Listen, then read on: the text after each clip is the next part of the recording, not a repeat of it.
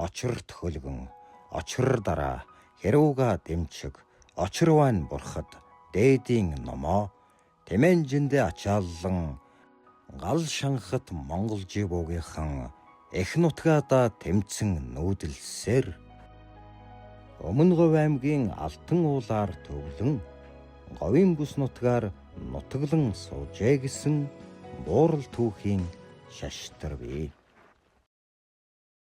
За тэгээд энэ одоо бүх бурхны одоо бүх язгууруудын болвол язгууруудыг нэгдгэх юм бол юунд одоо нэгдэх хөөхтэй тэр очир дэрд одоо нэгднэ.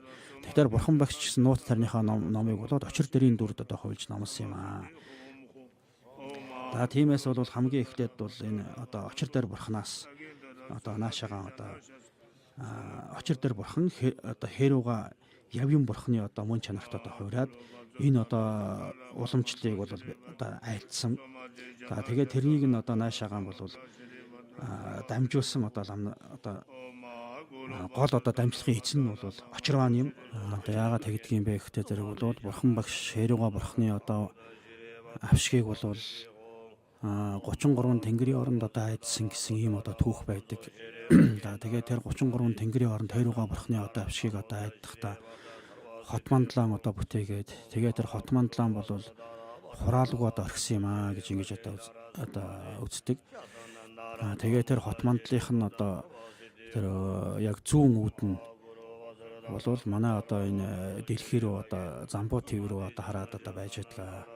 Тэгээд одоо жишээлх юм бол жишээл одоо далайн өгч дүүнхрийн ван одоо тавиад дараа нь тэгээд дүүнхрийн одоо хот мандлыг одоо ингээд өнгөт одоо элсээр ингээд маш сайхан ном ёсны дагуу одоо бүтээгээд одоо бурхны шашин хичнээн одоо ингэж одоо доройтсон ч гэсэн цаг хичнээн цөвөн болсон ч гэсэн хэрүүга бурхны одоо ач чанал болвол хэвээрээ одоо байх юм аа. Энэ одоо номын одоо хүч чадал тэр одоо ач тэд нь бол ерөөсөн одоо доройтохгүй. Хэрүүга бурхны ов их соёлыг энэ их Монгол улсдаа залан уй улраан залгамжлуулан уламжлуул хэмээн эзэн богд Чингис хааны зарилгалснаар түүний хөвгүүд ач нар нь тухайн үеийн төвдийн орноос хэрүүга дэмчигийн дамжлагыг залан авчирч уламжлан өвлсөн түүхтэй.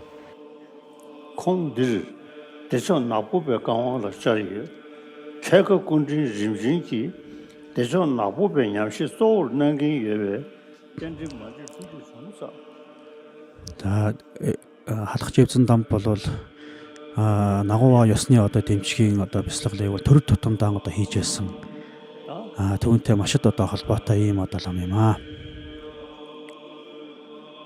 Эрт цагт дамцаг доржийн хувилгаан явсан хувилаа сэцэн хаан брагри хамб дамцаг доржиж түүний шав говийн дошгон ноён худагт данзан арвж авэрч хэрүүга дэмчигийн ам тангарахтай дээрхийн гэгээнүүд байлаа.